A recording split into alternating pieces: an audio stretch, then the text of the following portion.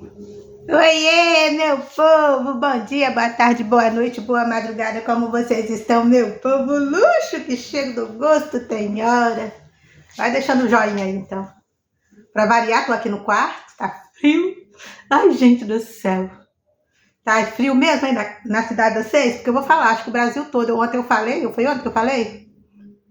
Que o Brasil todo deve estar frio, porque não tem condição um negócio desse, não, gente, chega que tá dando desgosto, tem hora. Porque vocês acham que o meu cabelo, um gosto de cabelo desse tá preso?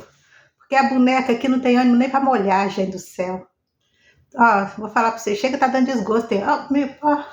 Deixei a porta do banheiro aberta, peraí. Sai daí não, espere, desgosto. Vai dando joinha enquanto isso. Peraí. Pronto. Deram joinha? Foi só um tempinho pra vocês dar joinha. Desgosto, dá logo. Vai esquecer não. Desaforo. Gente, eu vim falar com vocês hoje.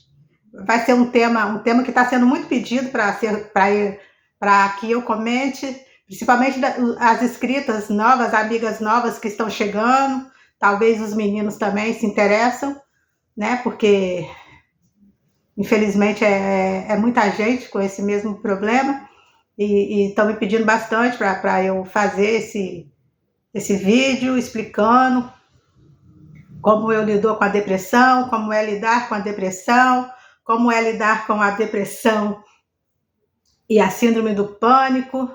Então eu vim explicar para vocês um pouquinho, né, do que eu passo, de como eu levo a situação, como eu sobrevivo, como eu consigo sobreviver com a depressão, né? Porque todo mundo sabe que não é fácil, mas também não é impossível. Então eu já gravei vários vídeos falando sobre, muita gente já me agradeceu por estar do passado, né? Do passado do canal, gente que foram passando, igual eu sempre falo. Então eu sempre coloquei esse tema no ar, sempre falei e sempre tem pessoas querendo que eu fale mais, né? Porque elas precisam de saber, né, lidar com a situação, ou precisa saber como faz para se cuidar, sabe? Então a pedidos de vocês, eu vim falar sobre a depressão, a sequela que a depressão e a síndrome do pânico me deixou, sabe? Para quem estiver chegando novo no canal, daqui uns tempos o vídeo, né, vai ficar gravado aí. Então eu repito de novo, que eu tenho síndrome do pânico, depressão e... como é que é? Esse aí eu fiquei depois que meu filho ficou doente. Estresse emocional, que veio, né, no tempo que o meu filho ficou doente, que é outro assunto também, vai ser outro vídeo que quem está chegando agora, ou quem for chegando, vai ficar sabendo também, sabe? Então é assunto para outro vídeo. Então eu sempre tive depressão e síndrome do pânico. O estresse emocional veio durante a doença do meu filho, que foi aí que eu desabei de vez, sabe? Aí que eu desabei. Mas é assim mesmo. Então, gente, para quem for chegando agora, para quem for conhecendo a Cláudia de Oliveira aos poucos, né? Para quem for chegando no canal e ainda não conhece a minha história é assim: em 1987 eu sofri um acidente gravíssimo de carro, sabe? Um acidente grave, e eu estava com meu filho na frente. Naquela época não tinha exigência de cinto de segurança, não tinha exigência de nada, mas ainda assim, graças a Deus, meu filho foi protegido, né? Eu não sei se eu posso entrar muito em detalhe, porque o YouTube ele tá cortando muita coisa que a gente não pode falar, né? Mas o carro bateu na traseira de um homem, perdeu o freio. Eu estava numa Kombi, com meu filho no colo, sentado no banco da frente. A Kombi perdeu o freio e saiu a 1000. Aí todo mundo gritando pro motorista pisar no freio. O motorista falou, não tem freio, acabou o freio. E a Kombi saiu desembestada pelo asfalto. Eu falo que é sorte. A sorte é que tinha um ônibus parado no ponto de ônibus. Tinha um ônibus parado e a Kombi foi e bateu na traseira do ônibus. Aí a Kombi foi e afundou lá para dentro da traseira do ônibus. A metade da Kombi ficou lá para dentro da traseira do ônibus. Nisso, graças a Deus, não aconteceu nada, não deu nem um arranhão no meu filho, que eu estava amamentando meu filho na hora, ele ia fazer 1 aninho, que é o pai da Bebeca. E nisso, as minhas pernas ficaram presas nas ferragens, sabe? Da cintura para baixo eu fiquei presa. E aquilo estava me dando desespero, porque eu não pensava em mim, eu só pensava no meu filho. Todo mundo falando, Cláudio, seu filho está bem, não aconteceu nada, pegaram ele no colo.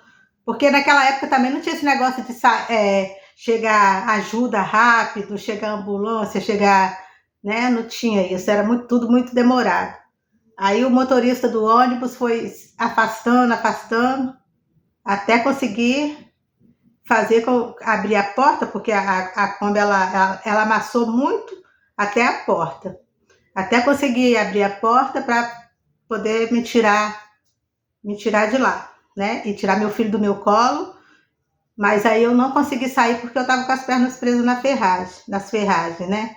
E quem ajudou foram os passageiros dos ônibus, né? Assim, eu não lembro muito bem. Aí eles foram empurrando, e chamaram a ambulância demorou a chegar, e aí conseguiram me tirar de lá das ferragens. Me tirando de lá, as minhas pernas estavam todas duas mutiladas, sabe? Todas as duas pernas mutiladas. Só que uma perna quebrou o joelho. A outra perna quebrou em 2 lugares. Eu já contei várias vezes no canal, estou contando para quem chegou agora. Quebrou em 2 lugares e eu sofri a fratura exposta, que quem assiste os meus vídeos, não sei se vocês prestam atenção na cicatriz que eu tenho na perna, porque aí eu perdi a panturrilha, né? A fratura exposta, foi quebrado, a perna quebrou no meio, veio a fratura exposta porque o osso pulou para fora, aí abriu, sabe? A minha perna foi quebrada no meio. Aí foi aquela luta toda de recuperação e tal, e eu tendo que ficar em casa, né? Com as 2 pernas engessadas, uma recuperação muito demorada por causa da fratura exposta, que não podia engessar bem a perna, né? Que a perna foi quebrada em 3 lugares. Foi quebrado o tornozelo, foi quebrado um pouquinho abaixo do joelho, e no meio da perna foi a fratura exposta. E na outra perna, na perna direita, quebrou o joelho. E foi uma recuperação muito difícil pela época que não tinha muita tecnologia igual hoje, e também, né, não poder engessar direito, né? Engessar direito a perna. Da fratura exposta, botaram o gesso e cortaram o gesso onde estava o curativo da fratura exposta, aí botaram o curativo e deixaram cortado onde estava a fratura exposta, botaram o curativo, porque tinha que fazer curativo todo dia, e não podia engessar a perna, né? Então, com isso, o tempo foi passando, né, os meses foram se passando, e eu sempre dentro de casa. Aí, para sair, para me levar para o médico, alguém me pegava no colo, me colocava no carro e me levava para o médico, né? E, gente, é capaz que eu vou dividir esses vídeos, se não for em 2, vai ser em 3, porque a história é longa. Porque você tem que saber de detalhes de onde vem a depressão, o porquê que você está com depressão. É isso que você tem que prestar atenção. Por isso que eu estou pegando desde o comecinho para vocês verem de onde veio a depressão, né? Então,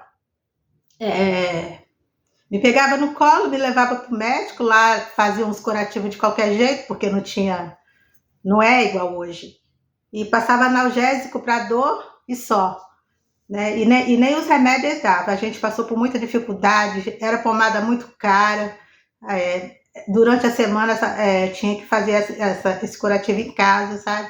Era tudo muito caro, a gente não tinha nenhuma condição. Aí o tempo foi passando, até eu conseguir ficar de pé de novo, dar meus primeiros passinhos. Não vou entrar em detalhe porque tem muito vídeo aí que eu explico direitinho tudo que aconteceu. Quando eu abri a porta da cozinha, porque eu morava de aluguel em uma casa que só tinha uma porta, era só a porta da cozinha, né? Aí, quando eu abri a porta, eu vi tudo escuro lá fora. E me deu aquele arrepio, assim, aquele medo, sabe? Aquele medo.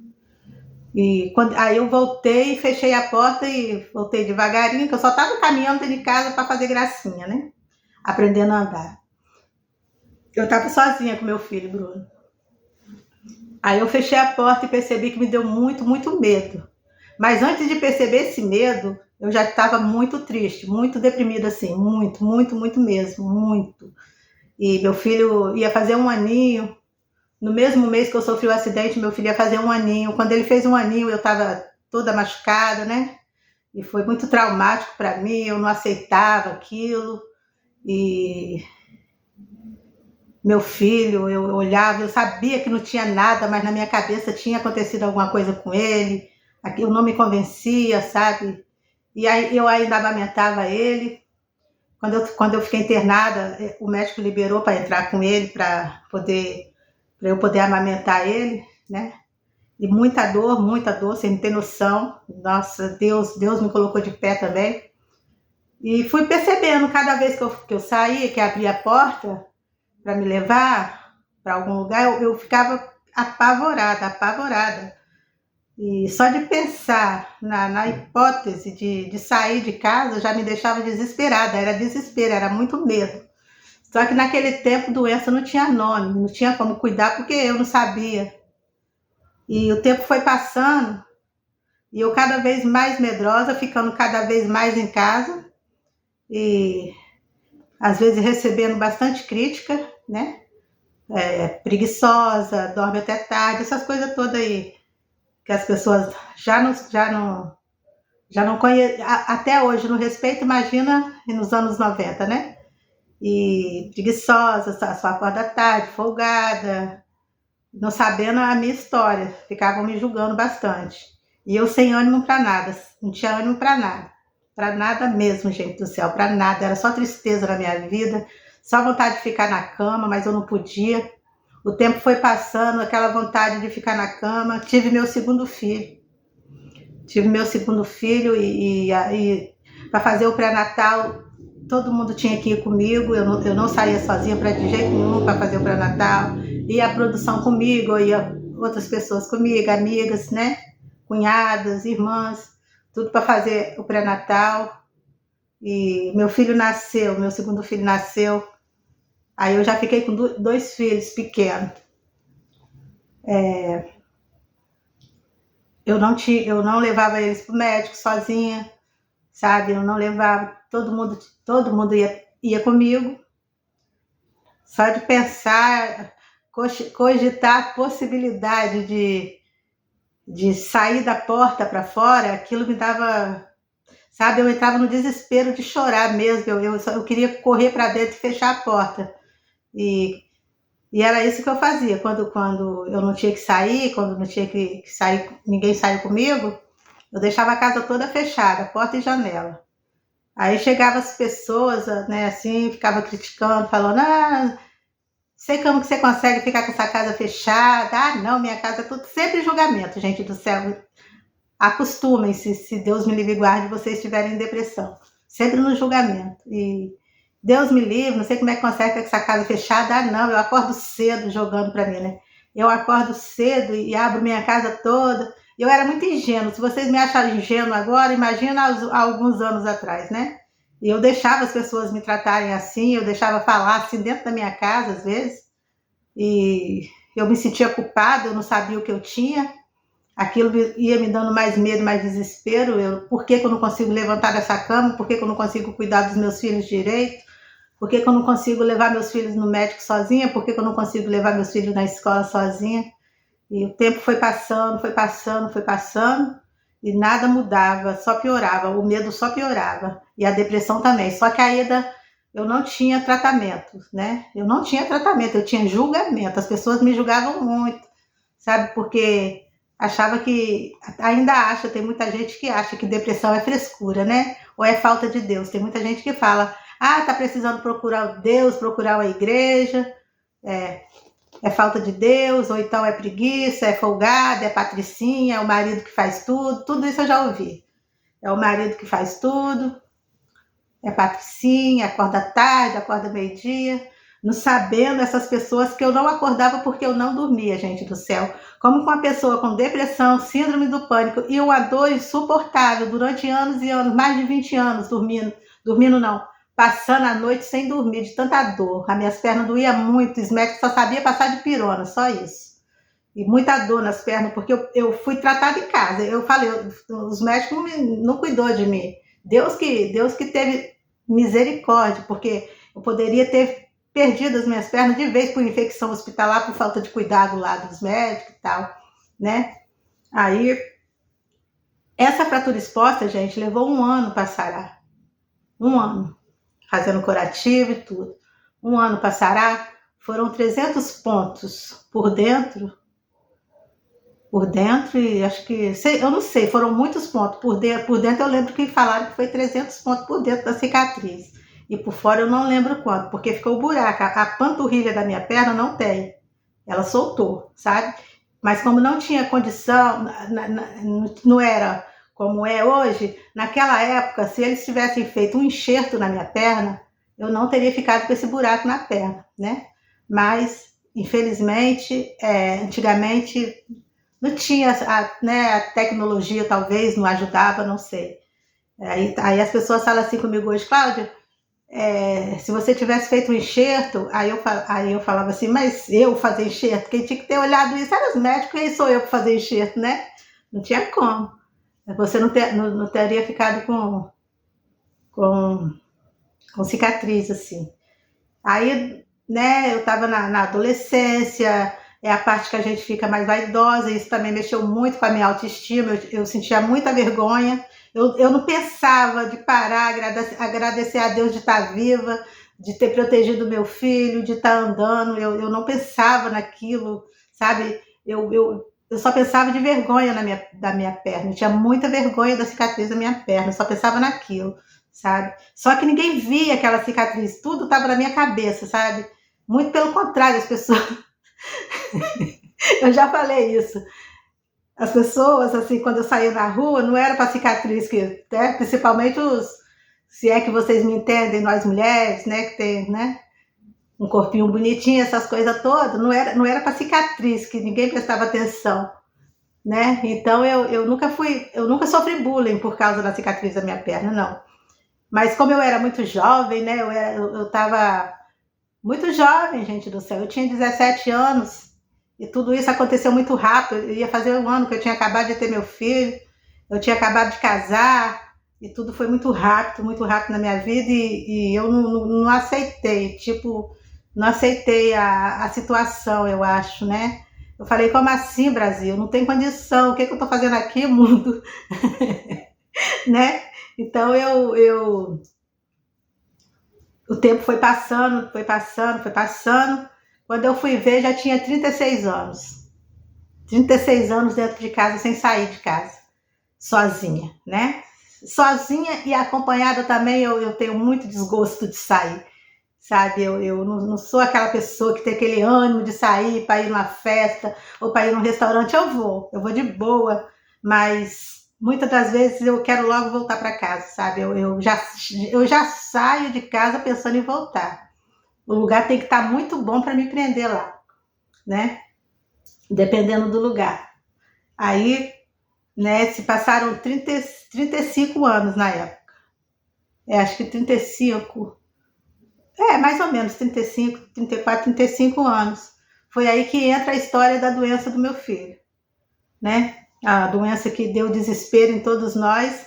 E como eu não esperava que isso fosse acontecer, a doença, e eu não tinha até então, nesses mais de 30 anos, me cuidado de, né, psicológico, eu não tinha. Eu fui forte, eu fui guerreira, muito forte, muito guerreira, enquanto meu filho estava ali. Mas quando meu filho começou a reagir, a melhorar, eu não sei o que aconteceu, sabe, eu caí. Eu não sei se eu não sei se eu relaxei porque meu filho melhorou e eu caí numa depressão, sabe, aquele desespero enlouquecedor. Foi aí que a minha cunhada ligou para um psiquiatra, marcou o psiquiatra e eu comecei a entrar com tratamento. Tá de 5 para 6 anos. Eu faço tratamento com remédio de dormir e antidepressivo, né? Então, a depressão causada em mim foi por isso, foi por causa do acidente, entendeu? Que me levou à depressão e à síndrome do pânico, o acidente. Aí como que aconteceu o resto? Eu me tratando, cuidando do meu filho, com medo de tomar o remédio, dormir, não poder cuidar dele. Levei muito tempo até levar a sério o remédio, para perder o medo sabe, de tomar o remédio, que eu tinha medo de dormir e ele precisar de mim e eu não estar perto. Então era uma bagunça mental danada em mim. Aí ele melhorou, graças a Deus. E eu continuo aqui no remédio, no remédio de dormir e no antidepressivo. Não posso abandonar o tratamento. E ainda assim sempre me dá umas recaídas, sabe? Ainda assim sempre me dá umas recaídas. Tenho fé em Deus que não vai dar mais não, né? E quais foram os problemas que essa depressão trouxe para mim durante todos esses anos? Problemas de saúde. Tudo emocional, gente, tudo emocional, mas eu perdi muito a minha saúde com isso, né? Tudo. Muitas das vezes é psicológico, mas se a gente não cuida, acaba virando, e eu não cuidei, sabe? Eu não cuidei de mim, eu não cuidei da minha casa, sabe? Eu não cuidei, às vezes eu me culpo, talvez eu tenha me acomodado, não sei. Mas eu não cuidei de mim e a minha saúde, a depressão foi levando embora, sabe? Porque foram muitos anos sem sol, né? Muitos e muitos anos sem sol, sem tomar sol, né? De tanto ficar dentro de casa, eu não tomava sol. Então aí veio a falta de imunidade, onde eu ficava doente direto, e eu não sabia por quê. Ninguém sabia por que eu gripava tanto, que eu estava sempre doentinha, sabe? Até eu procurar o tratamento. Mas, gente, é muita coisa. Deixa eu ver o tempo. Eu vou dividir esse vídeo em duas partes. Primeiro eu vou contar a minha história. Em 2013, eu fui no ginecologista, sabe? Para fazer uma check-up, né? Aí ele me passou a mamografia. Aí eu falei para a produção, falei para os meninos assim, não vou fazer não. Não vou fazer porque eu sei que eu não tenho nada, eu não tenho caso de nada na família. Eu amamentei, porque até então tinha esse mito que a mulher que amamenta não tem perigo de nada, né? Aí eu falei, não vou fazer não. Aí a produção vai fazer sim, o médico pediu, tem que fazer. Eu falei, vou fazer só porque vocês estão insistindo muito, mas eu tenho certeza que não vai dar nada. Aí eu fui fazer a mamografia. Cheguei lá, fiz a mamografia, tudo certinho, mexe aqui, mexe ali, mexe cá, mexe lá. Aí a menina que fez a mamografia falou bem assim, dia tal você vem para pegar o resultado do exame. Eu falei, tá bom, beleza. Tá. Aí voltei para casa. Acho que isso foi de manhã. Quando foi à tarde, mais ou menos umas 3 horas da tarde, horário de Brasília, me ligam lá do hospital, de lá de onde eu fiz o exame, né? Aí eu atendi, aí a moça falou, oi, boa tarde, eu sou a tal pessoa, né, que você fez a mamografia. Eu queria saber se amanhã você pode vir aqui rapidinho, porque deu um probleminha no seu exame, e eu gostaria de repetir o exame. Mas você não se assusta não, tá? Não é nada grave não. Foi só uma manchinha que deu, uma sombrinha que deu, e pode ter pego o seu cabelo, né? Então você vem aqui para a gente repetir esse exame amanhã. Eu gelei, gente do céu, eu gelei. A história do cabelo não me convenceu, não. Aí eu chorei, liguei para a produção, falei para a produção que eu tinha que voltar lá amanhã para repetir o exame. Gente, esse vídeo, eu vou dividir esse vídeo, nem que seja em 3, mas eu vou contar tudo para vocês, o momento é esse. Eu fiz o exame, né? Eu voltei lá, fiz o exame. E aí já foi um exame mais específico, né? E mexe daqui, aperta dali, mexe de lá, e mexe de cá, e pega de lá, e pega de cá. Aí tá, ela falou bem assim, ah tá, agora você vai lá pra fora, senta e aguarda o resultado do exame. Aí eu falei assim, ah, você vai entregar hoje mesmo? Ela falou, vou. Aí eu falei, beleza então, eu tava com meu filho, e esse filho ficou doente, né? Aí fiquei lá sentado um tempo, daqui a pouco vem ela, daqui a pouco demorou o tempo que tem que demorar. Aí ela falou assim, ó, você pega esses exames aqui e você vai lá naquela sala ali, onde tá aquele médico sentado te esperando. Aí eu falei, ih, deu ruim, hein, Betão? Falei pro meu filho, eita. Aí eu fui lá, mostrei pra ele examinou, fez o exame, o toque, né? Aí ele falou assim, olha, você não precisa se preocupar, porque eles vão acalmando a gente, eles vão acalmando a gente. Você não precisa se preocupar. Eu vou pedir para você levar esses exames para o ginecologista e o ginecologista provavelmente vai te encaminhar para o oncologista. Aí eu falei, misericórdia. Aí ele falou, mas não se preocupe, não é nada grave, não tem, é só um nódulozinho, mas aí a mastologista, gente. É mastologista, gente? Ou é oncologista? Ai, que desgosto. Esqueci. Mastologista, eu acho, né? Eu não sei, vocês sabem. Eu acho que vocês sabem. Aí eu fiquei chorando, tá? Vim embora chorando na rua. Com medo, né, gente? É uma coisa que assusta. Aí eu vim embora com a produção e tal. Aí ele falou assim, ó, eu quero que você mostre o jeito, eu vou botar até aqui para te atender mais rápido, com urgência, tá? Aí eu falei, beleza, fazer o quê, né? Aí voltei pro ginecologista, quando eu consegui, aí eu consegui marcar e tal, tive que esperar uns dias, aquela burocracia de sempre. Aí ele olhou, aí ele também examinou de novo, que ele ainda não tinha examinado, né? Não tinha feito toque, só passou a mamografia.